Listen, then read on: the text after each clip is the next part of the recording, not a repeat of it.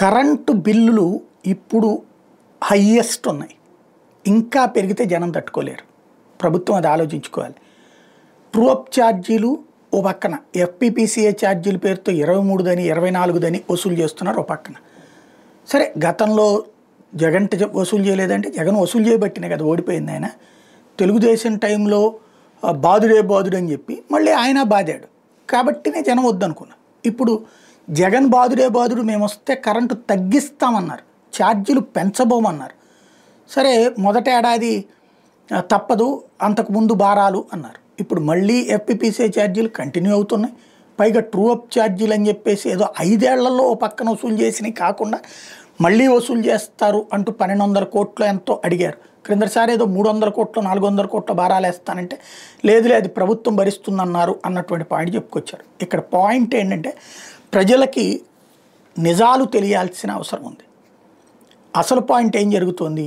ఉచిత విద్యుత్తు రైతులకి, పరిశ్రమలకి సబ్సిడీలు, నేతన్నలకు, నాయీ బ్రాహ్మణులకు ఇట్లాంటి కరెంట్లు సబ్సిడీలు ఇస్తారు.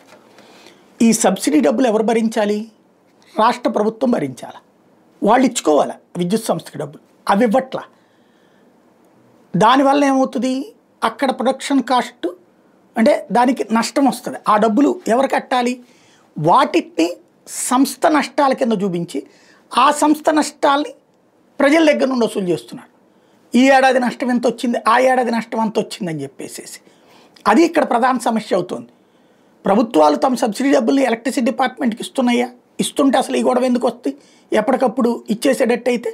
ఇంకోటి, ఇదివరకు ₹2.49 కరెంట్ వస్తే తీసుకున్నారు, అది తప్పు అని చెప్పినటువంటి వాళ్ళు ₹4, ₹5 ఎన్ని ఏళ్ళకి రాశారు?